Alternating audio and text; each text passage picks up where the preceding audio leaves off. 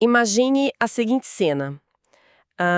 Um homem acaba de ser brutalmente torturado. E não é pouca coisa, é tortura extrema mesmo. Sim, extrema. Ele está sofrendo uma humilhação pública gigantesca, rodeado por uma multidão totalmente hostil. E, bom, do ponto de vista puramente físico, ele está ativamente asfixiando. Lutando por cada partícula de ar. Exato. Biologicamente falando, o cérebro humano, numa situação dessas, entra em colapso total, sabe? Com certeza. O sistema nervoso deveria operar exclusivamente naquele instinto básico de sobrevivência. Dominado pelo pânico absoluto, lutar ou fugir, né? E, no entanto, exatamente nesse momento de dor inimaginável, esse mesmo homem consegue produzir frases de uma profundidade poética impressionante. O que por si só já é um absurdo clínico. É um absurdo. E ele ainda demonstra uma empatia que desafia qualquer lógica. A grande pergunta é: como isso é sequer possível? É o que a gente vai tentar desvendar hoje. Bom, sejam muito bem-vindos a mais uma exploração profunda. O mergulho profundo de hoje vai destrinchar uma obra que pega essa exata premissa, essa cena, e a transforma num estudo psicológico minucioso. Uma análise realmente densa. Sim. A gente vai basear a nossa análise na obra O Mestre da Vida Jesus, o maior educador da história. É um material lançado em 2001 pelo psiquiatra e autor Augusto Cury, pela editora Academia de Inteligência. E é bom a gente deixar uma coisa muito clara logo de início. Sim, por favor. Para deixar a nossa missão claríssima desde os primeiros segundos para quem nos ouve. Nós não estamos aqui para debater teologia ou religião. Nenhuma vírgula de dogma religioso. Exatamente. O foco é estritamente analítico e científico. Vamos investigar o perfil psicológico, os mecanismos de defesa e a gestão emocional dessa figura histórica. Uma figura que, de forma inegável, dividiu a contagem do tempo da civilização humana entre antes e depois de si. O que é fascinante aqui, logo de cara, é a compressão do tempo e a intensidade do trauma envolvido nessa história toda. Como assim a compressão do tempo? Bom, quando a gente lê relatos históricos, a passagem do tempo costuma ficar um pouco nebulosa na nossa cabeça, sabe? Parece que as coisas demoraram semanas. Ah, sim. A gente perde a noção da escala. Exato. Mas o autor do material faz questão de isolar um detalhe técnico crucial.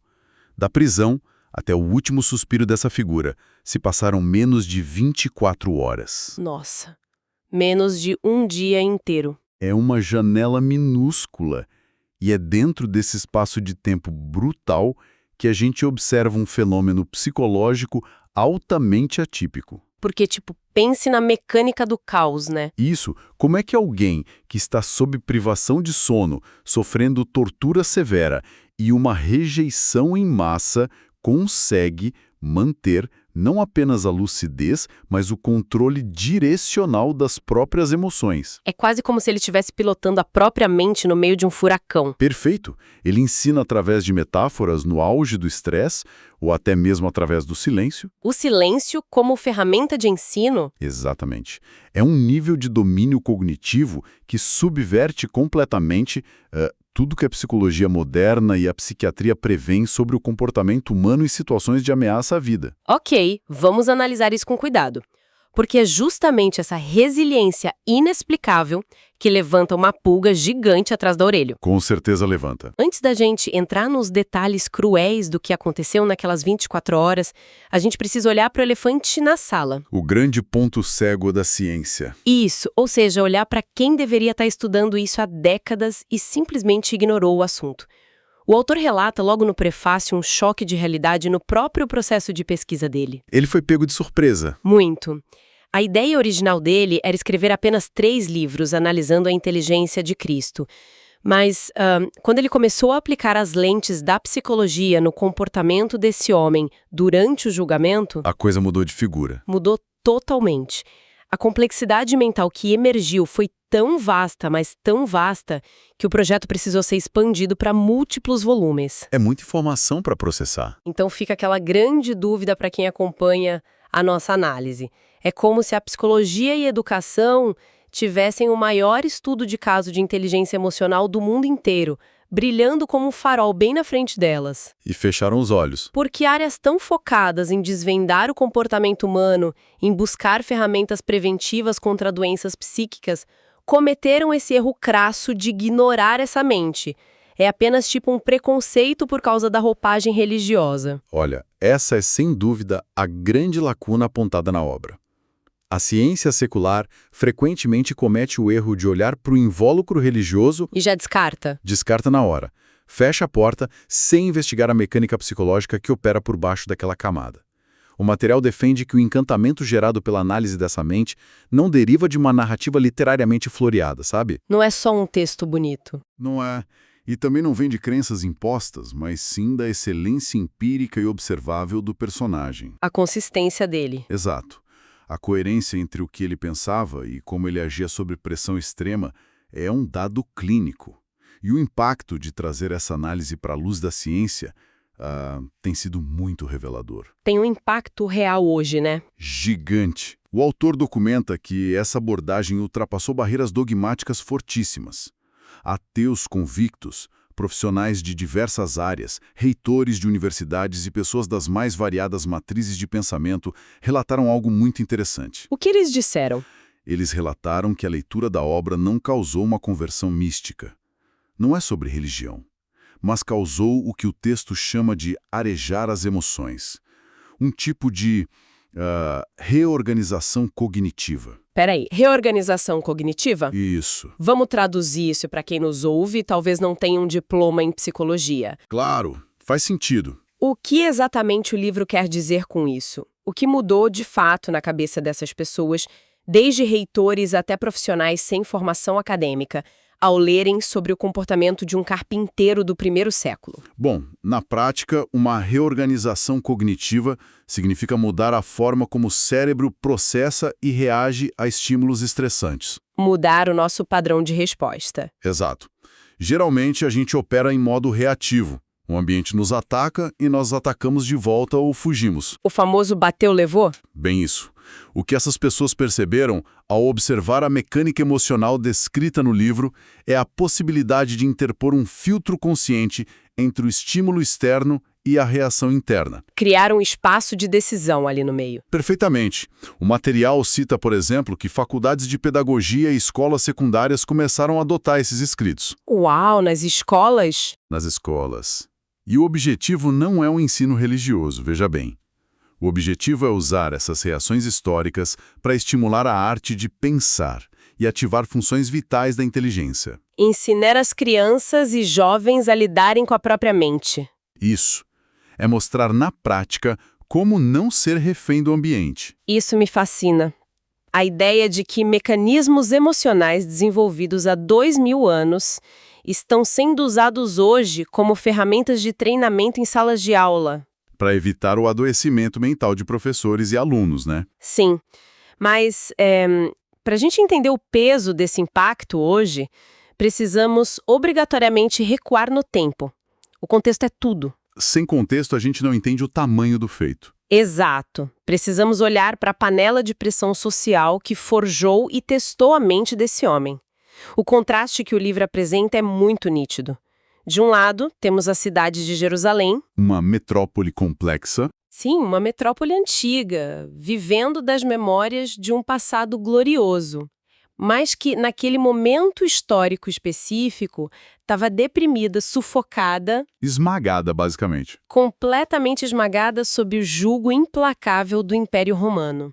Era um cenário de opressão onde não havia, nenhum espaço para o florescimento do pensamento livre. E é exatamente nesse cenário de depressão coletiva e de uma força militar absurdamente opressora que o paradoxo ganha forma. O contraste fica gigante. Fica. A rotina dessa cidade, que era ditada pelo medo e pela obediência cega a um império estrangeiro, foi virada de cabeça para baixo por uma figura improvável. Um Zé Ninguém aos olhos deles. Exato. Alguém que não possuía nenhum cargo político, não liderava um exército insurgente e não carregava absolutamente nenhuma arma física. Nenhuma espada. Nada. No entanto, as multidões se acotovelam para ouvi-lo, a ponto de ele precisar se isolar em barcos ou montanhas para conseguir algum espaço físico. Aqui é onde a coisa fica realmente interessante, sabe? E a inversão de poder fica clara. Fica escancarada. Vamos visualizar a cena da prisão que o material destaca? Imagine o império mais letal da época, aliado à elite governante local, organizando uma escolta na calada da noite. Uma verdadeira operação de guerra. Sim, o texto enfatiza os detalhes. Soldados marchando a passos rápidos, com os rostos contraídos, dominados por uma tensão e uma preocupação intensas. Soldados armados até os dentes. Uma tropa inteira marchando na escuridão para prender um único homem. Um homem. Sem armas, sem guarda-costas. Como é que um carpinteiro, vindo da periferia de Nazaré, com as mãos grossas de entalhar madeira, conseguiu se tornar tão absurdamente hábil em entalhar as emoções humanas, a ponto de aterrorizar as cúpulas de liderança de uma nação inteira? Isso levanta uma questão importante. Uma questão central sobre a natureza do poder e a fragilidade de quem o detém apenas através da força. Porque a força deles era só o medo, né? Exclusivamente. O poder daquela elite residia na intimidação, na força bruta e no controle social restrito. Diante dessa ameaça não convencional, de um homem que operava em uma frequência intelectual totalmente diferente, os líderes tentaram usar as táticas tradicionais de eliminação. Que seriam a violência física. Sim, o material cita que tentaram o assassinato por apedrejamento diversas vezes, mas falharam. E quando a violência não funciona? Eles mudam a estratégia? Isso, quando a força bruta falhava, eles tentavam o combate intelectual público.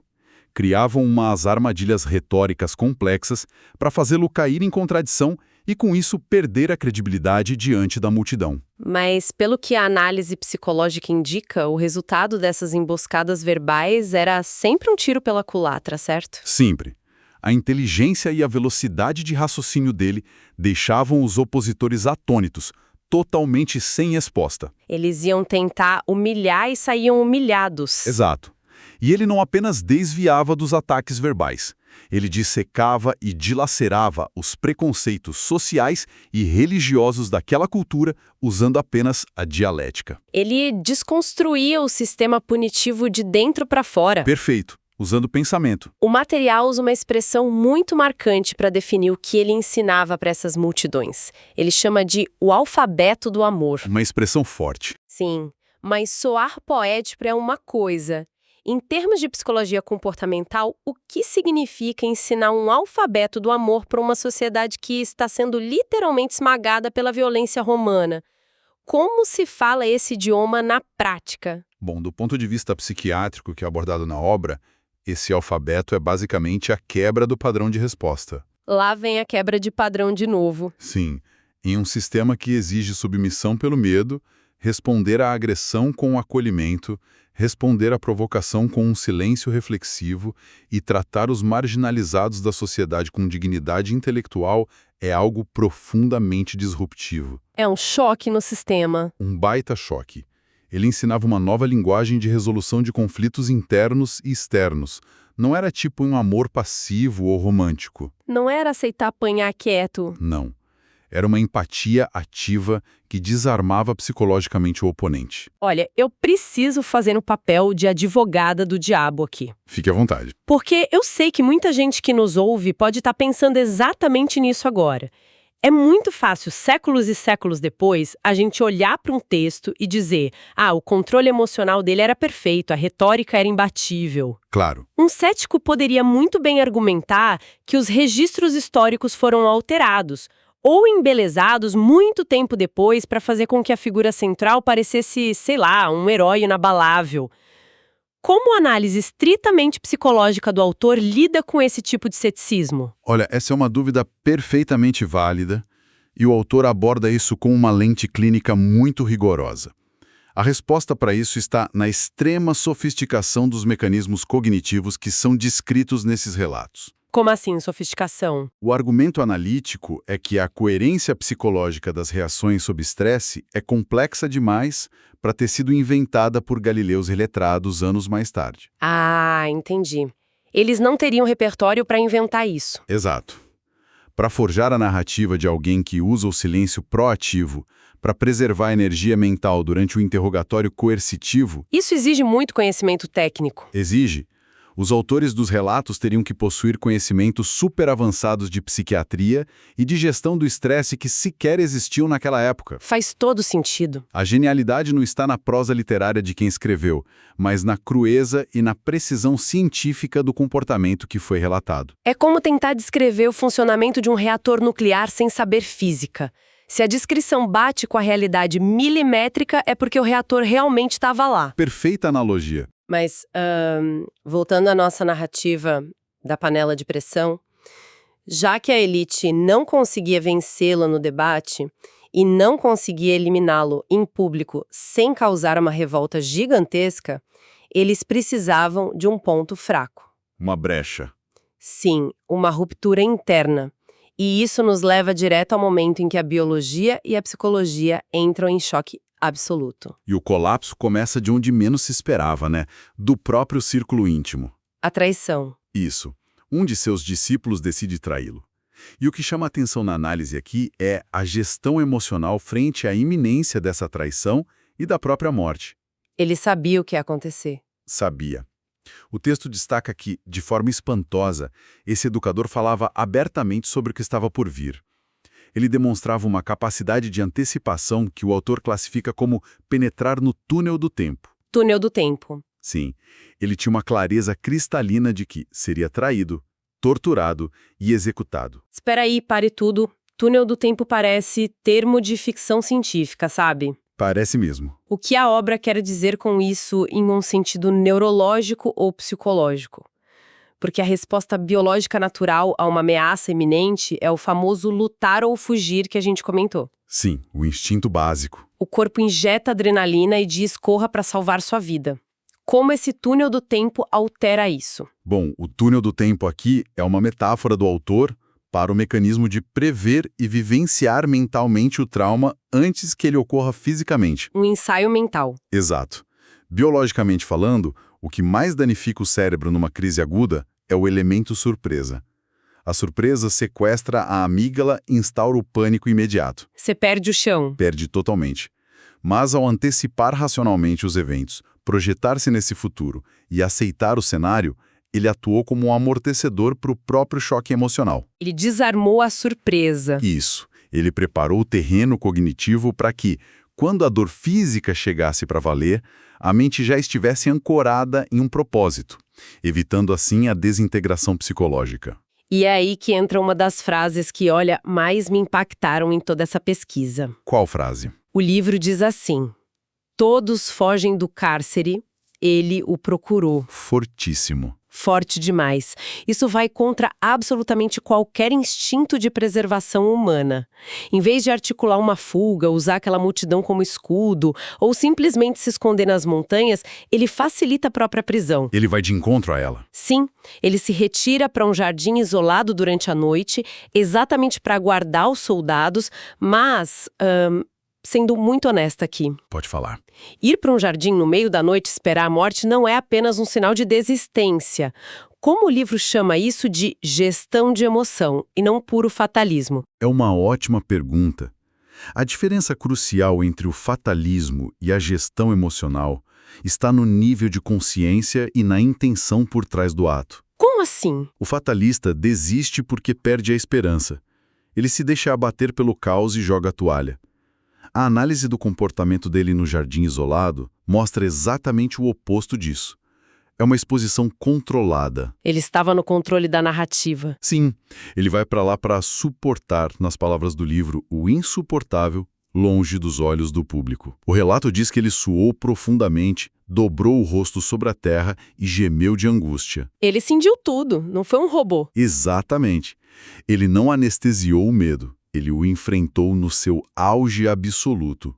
Ele administrou o pânico para que no momento em que os soldados finalmente chegassem, a crise interna já estivesse resolvida. Uau, a batalha já tinha sido ganha dentro da cabeça dele. Perfeito. Quando a guarda romana aparece, armada até os dentes, quem está emocionalmente no controle da situação é ele, não quem carrega as espadas. Incrível. E para nos ajudar a medir o peso real de tudo isso, O material faz um paralelo biológico fantástico. Aquele dos 15 minutos? Esse mesmo. O livro cita conceitos de uma teoria anterior do próprio autor chamada inteligência multifocal, lançada lá em 98, para explicar o limite rígido da biologia humana em situações extremas. O limite físico do cérebro. Isso. A gente sabe pela medicina que cerca de 15 minutos de anoxia, ou seja, a falta de irrigação sanguínea e oxigênio no cérebro, durante uma parada cardíaca... geram lesões irreversíveis. Irreversíveis. Áreas inteiras da memória são destruídas. A biologia tem fronteiras muito duras. E aí o autor contrasta essa fragilidade biológica documentada pela ciência com um evento emblemático do histórico desse educador, o caso de um homem chamado Lázaro. Exatamente. Se 15 minutos sem oxigênio causam danos permanentes, a narrativa histórica de Lázaro, que já estaria morto há 4 dias, representa o fim absoluto e definitivo da linha biológica. Não tem volta? Nenhuma. O argumento do autor aqui não é tentar provar o milagre cientificamente, mas focar na autoridade descrita no evento. Sim, no simbolismo do poder. Isso. Quando a lógica humana e as leis da biologia diziam que o fim era incontestável, essa figura operava o que o livro chama de um tumulto nas leis da biologia e da física. Tumulto é uma ótima palavra para isso. Ele representava a intervenção onde a ciência termina. Contudo, o grande truque da análise psicológica não está no ato de poder em si, sabe? Deixa eu adivinhar? O ponto central não é o que ele fez com a biologia, mas como ele reagiu emocionalmente à situação antes de fazer qualquer coisa? Com precisão cirúrgica. Se a gente olhar sobre a ótica da inteligência emocional e da empatia, temos um cenário riquíssimo ali. Desenvolve mais isso. Pense bem, alguém que possui tamanho domínio sobre a realidade física e que sabe que tem o poder de resolver aquele problema em questão de minutos... Teoricamente, ele não teria motivo nenhum para se abalar, né? O final da história já estava garantido na mente dele. Ele ia resolver. Exato. Mas o texto descreve que ao chegar ao local e ver Maria e os amigos chorando desesperadamente, a emoção desse homem mergulhou em um estado profundo de compaixão. Ele chorou. Ele chorou junto. O homem Jesus chorou ao presenciar as lágrimas humanas. O que mostra uma quebra de um padrão terrível da nossa própria espécie. Como assim? O autor frisa muito bem como nós costumamos ser insensíveis à dor de quem está próximo da gente. Muitas vezes, até por pressa do dia a dia ou por simplesmente não sabermos lidar, a gente invalida o sofrimento do outro com não chore, vai ficar tudo bem. É verdade. A gente tenta calar a dor do outro logo. Mas esse educador, mesmo no auge de sua autoridade e sabendo o desfecho positivo da história, não invalidou a angústia daquelas pessoas. Ele instalou uma espécie de firewall emocional. Uma barreira consciente. Isso. Ele compartimentou a solução racional do problema, mas permitiu que a empatia cognitiva atuasse livremente. Ele sentiu a dor junto com eles antes de tomar qualquer atitude prática. E a genialidade do autor do livro, é justamente conectar esses pontos.